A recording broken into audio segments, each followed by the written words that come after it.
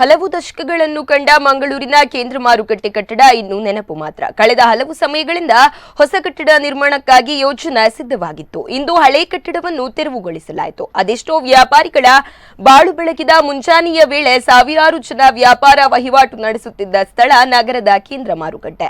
ದಿನ ಬೆಳಗಾದ್ರೆ ಏನೇ ಅಗತ್ಯ ವಸ್ತು ಖರೀದಿ ಮಾಡಬೇಕಾದ್ರೂ ಸೆಂಟ್ರಲ್ ಮಾರ್ಕೆಟ್ಗೆ ಜನ ಬರ್ತಾ ಇದ್ರು.